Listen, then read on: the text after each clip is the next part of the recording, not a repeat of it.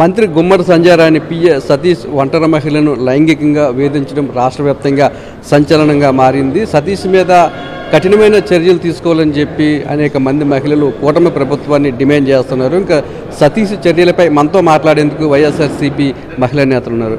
Madam, సాక్షాత్ ఒక మంత్రి పిఏ ఒక మహిళ పట్ల లైంగికంగా వేధిస్తే ఇంకా రాష్ట్రంలో మిగతా మహిళల పరిస్థితి ఏ విధంగా ఉంటుందని మీరు అనుకుంటున్నారు? అటువంటి దురాఘాతాలకు పాల్పడిన వారి మీద ఎలాంటి చర్యలు తీసుకోవాలంటారు? సో ఈరోజు రాష్ట్రంలో అన్ని చోట్ల కూడా మహిళల మీద అత్యాచారాలు, హత్యలు, అఘాయిత్యాలు జరుగుతున్నప్పటికీ ఏదైతే మన్యం జిల్లాలో సాలూరు కాన్స్టిట్యున్సీలో జరిగినటువంటి ఇన్సిడెంట్స్ చూస్తే అక్కడ ప్రాతినిధ్యం వహిస్తున్నటువంటి ఒక మహిళా నేత ఈ రాష్ట్రానికి మంత్రిగా వ్యవహరిస్తూ ఉన్నారు. అలాంటి దగ్గర అన్అఫీషియల్ పిఏగా చెప్పుకున్నటువంటి సతీష్ అనే వ్యక్తి ఈరోజు మహిళ మీద దుర్భాషలాడుతూ అసభ్యకరంగా మెసేజ్లు పెడుతూ ఆమె దగ్గర 5 లక్షల రూపాయలు తీసుకోవటమే కాదు, అసభ్యకరంగా పక్కలోకి రావాలి లేదా రకరకాల మెసేజ్లతో మానసికంగా, శారీరకంగా ఆవిడని అంత హింస పెడతా ఉంటే ఈరోజు పక్కనున్నటువంటి తన కాన్స్టిట్యున్సీ ప్రజలకి తన న్యాయం చేసుకోలేని మంత్రి ఈరోజు రాష్ట్ర ప్రజలకి ఏం చేస్తారనే ఆలోచన ప్రతి ఒక్క మహిళలో కూడా కలుగుతూ ఉంది. సో ఈరోజు టీడీపీ నాయకుల యొక్క ఆగడాలకి, వాళ్ళ చేష్టలకి హద్దు పొద్దు లేకుండా పోయింది. అంటే వాళ్ళు వ్యవహరించే తీరు ఎలా ఉందంటే, మా ప్రభుత్వం మేము ఏం చేసినా చెల్లుబాటు అవుతుంది, మా మీద ఎవరూ చర్యలు తీసుకోవారు, అదేవిధంగా ఎలాంటి యాక్షన్ అయితే మా మీద ఉండదు, ఏమైనా ఉన్నా కూడా అవతలోల మీద బెదిరించి కక్ష సాధింపు చర్యల్లో భాగంగా ఫాల్స్ కేసెస్ అని బనాయించి వాళ్ళ మీద నెట్టే ప్రయత్నం చేసే పరిస్థితి ఈరోజు ఉంది కాబట్టి ఇంత ధైర్యంగా మనం చేస్తున్నారు అనే ఆలోచన అయితే ప్రతి ఒక్కరిలో కూడా కలుగుతా ఉంది. సో దయచేసి ఈరోజు వ్యవస్థల్లో భాగంగా ఇలాంటి సంఘటనలన్నీ కూడా కరెక్ట్ కాదు.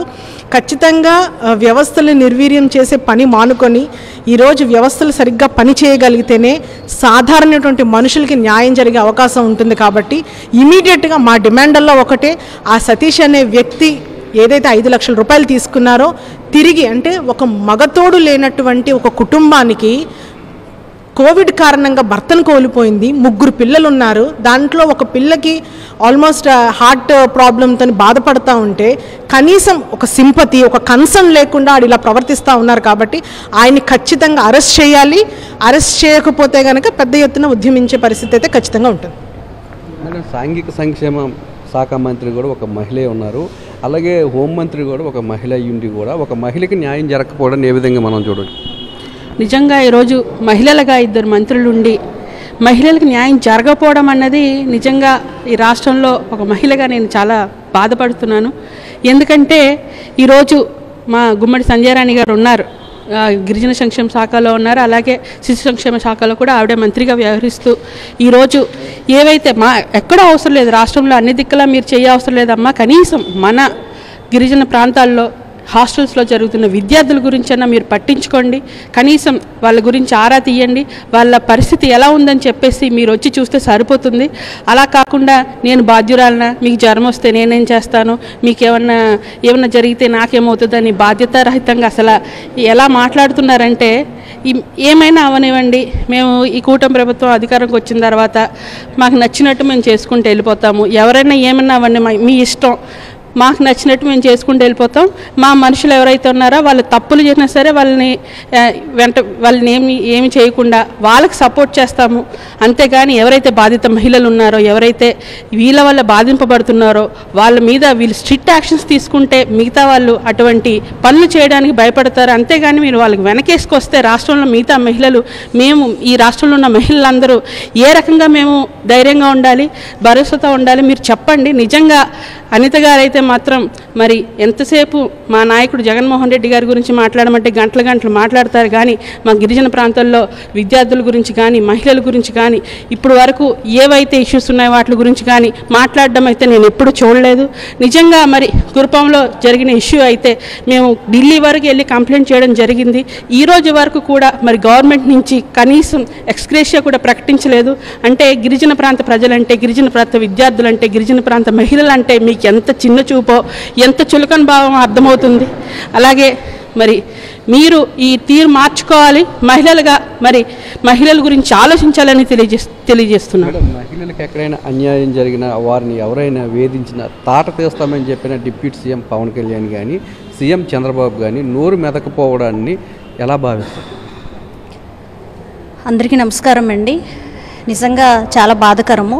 ఆ రోజు తూగిపోతూ మాట్లాడినటువంటి పవన్ కళ్యాణ్ గారు, డిప్యూటీ సీఎం గారు ఈరోజు ఎక్కడ ఉన్నారని మేము ప్రశ్నిస్తున్నాం. ఈరోజు రాష్ట్ర వ్యాప్తంగా ఈరోజు చూస్తే మహిళల మీద జరుగుతున్నటువంటి దాడులు కానివ్వండి, అఘాయిత్యాలు కానివ్వండి, చీటింగ్ కానివ్వండి, ఈరోజు నిన్న జరిగినటువంటి సంఘటన ఒక గిరిజన శాఖ మంత్రి దగ్గర ఉన్నటువంటి ఒక పిఏ చేస్తున్నటువంటి ఆగడాలు చూస్తే గనక నిజంగా ఇది రాష్ట్రం అంతా కూడా ఉలిక్కి పడే పరిస్థితి ఈరోజు ఉంది. ఒక మహిళ తన భర్తని కోల్పోయి 3 పిల్లలతోటి ఎంతో కష్టకాలంలో కూడా గట్టెక్కుని ముందుకొస్తున్నటువంటి మహిళ దగ్గర 5 లక్షల రూపాయలు తీసుకోవడమే కాకుండా ఆవిడ్ని శారీరకంగా మానసికంగా హింసించే కార్యక్రమం చేస్తూ ఉన్నాడంటే అది బహిర్గతంగా టీడీపీ నాయకులు ఆవిడ్ని ఆశపడుతున్నారు, లేదనుకుంటే మినిస్టర్ గారి కుమారుడు ఆశపడుతున్నారని చెప్పడం అనేది ఎంతవరకు న్యాయం అని నేను ఈరోజు ప్రశ్నిస్తున్నాను. ఖచ్చితంగా డిప్యూటీ సీఎం గారు ఇప్పటికైనా కళ్ళు తెరుచుకోండి. మీ కూటమి ప్రభుత్వంలో ఈరోజు ఏం జరుగుతూ ఉన్నా అనేది. మరి గతంలో అనేక మార్లు మీరు మహిళల గురించి మాట్లాడినప్పుడు కానివ్వండి, లేదంటే ఆ రోజు మీరు మాట్లాడినటువంటి మాటలను మరి ఈరోజు సమాధానంగా రావాలి కదా. మరి ఎందుకు ఈరోజు రాష్ట్ర వ్యాప్తంగా కూడా ఈరోజు మీరు ఎక్కడ కూడా కనిపించకుండా మీరు దాక్కుని తిరుగుతున్నటువంటి పరిస్థితి ఈరోజు కనిపిస్తూ ఉంది. ఎక్కడికో ఆంధ్ర రాష్ట్రంలో కాకుండా ఇతర రాష్ట్రాల్లో ఈరోజు తిరుగుతున్నటువంటి పరిస్థితి ఈరోజు ఉంది. మీరు సినిమా షూటింగ్లకే పరిమితం అయిపోతున్నటువంటి పరిస్థితి. మొన్న చిత్తూరు జిల్లాలో పర్యటించినప్పుడు అతను ఒక బిహేవియర్ కానివ్వండి, డ్రెస్ సెన్స్ కానివ్వండి, అసలు అది ఒక షూటింగ్ అనుకున్నారు చాలామంది. నెక్స్ట్ డే న్యూస్లో వచ్చిన తర్వాత కానీ అర్థం కాలేదు ఎవరికి అది ఒక అటవీ శాఖ మంత్రిగా అతను పర్యటించారన్న విషయం నిజంగా సిగ్గుగా మనము చెప్పుకోవాలి. అదేవిధంగా ఏదైతే మా గిరిజన సంక్షేమ శాఖ మంత్రి గారు ఆవిడ గిరిజన సంక్షేమ శాఖ మంత్రియే కాదండి, శిశు శాఖ మంత్రి కూడా ఈరోజు అల్లూరి సీతారామరాజు జిల్లా, అదేవిధంగా మన్యం జిల్లాల్లో కూడా ఈరోజు చాలామంది చిన్నపిల్లలు నిమోనియా వచ్చి ఆ బాధితన పడి అనేక మంది మృతి చెందుతున్నటువంటి సంఘటనలు మరి రాష్ట్ర వ్యాప్తంగా ఈరోజు పెద్ద సంచలనంగా రేకెత్తిస్తున్నప్పటికీ కూడా ఎందుకు గుమ్మడి సంధ్యారాణి గారు ఈరోజు దాని గురించి మాట్లాడలేకపోతున్నారు, లేదంటే ఎందుకు ప్రస్తావించలేకపోతున్నారు అంటే ఈ కూటమి ప్రభుత్వంలో ఎన్ని రకాలుగా అంటే దాదాపుగా 17 నెలలు కావస్తున్నా కూడా ఈ కూటమి ప్రభుత్వంలో విద్య కానివ్వండి, వైద్యం కానివ్వండి, మహిళలకు కానివ్వండి ఎవరికి కూడా కొంచెం కూడా రక్షణ కల్పించే దాఖలాలు లేవు. అలాగే కింద స్థాయిలో ఉన్నటువంటి కూటమి నాయకుల నుంచి సీఎం వరకు కూడా ఎవరు కూడా ప్రజల కోసం ఈరోజు మాట్లాడేటటువంటి దాఖలాలు లేవు, ప్రజల దగ్గర లేవు అని కూడా నేను తెలియజేసుకుంటున్నాను. ఖచ్చితంగా మా నాయకుడు, మా గౌరవ మాజీ ముఖ్యమంత్రి వర్యులు శ్రీ జగన్మోహన్ రెడ్డి గారు వాళ్ళందరికీ కూడా అండగా ఉంటారని కూడా ఈరోజు తెలియజేస్తా ఉన్నాను. సొంత నియోజకవర్గంలో మహిళకు న్యాయం చేయలేని మంత్రి ఇంకా రాష్ట్ర వ్యాప్తంగా ఉన్న మహిళలందరూ కూడా ఇంకేం న్యాయం చేస్తారని చెప్పి మంత్రి సంధ్యారాణిని ప్రశ్నిస్తున్నారు. హోంమంత్రి తన శాఖను వదిలి వైఎస్ జగన్మోహన్ రెడ్డి మీద విమర్శలు చేయడానికే పరిమితం అవుతున్నారని, మహిళల మీద ఏవైనా అఘాయిత్యాలు జరిగిన అత్యాచారాలు జరిగిన తాట తీస్తామని చెప్పిన సీఎం చంద్రబాబు కానీ, డిప్యూటీ సీఎం పవన్ కళ్యాణ్ కానీ ఎందుకు జరిగిన సంఘటన మీద నోరు మెదపలేదని చెప్పి మహిళలంతా కూడా ఆగ్రహాన్ని వ్యక్తం చేస్తున్నారు. ఎవరైతే మహిళను వేధించారో సంధ్యారాణి పిఏ సతీష్ను వెంటనే అరెస్ట్ చేయాలని డిమాండ్ చేస్తున్నారు. లేదంటే వైఎస్ఆర్సీపీ తరఫున పెద్ద ఎత్తున పోరాటం చేస్తామని చెప్పి కూటమి ప్రభుత్వాన్ని హెచ్చరిస్తున్నారు. కెమెరామెన్ శంకర్తో నాయుడు, విశాఖపట్నం నుంచి.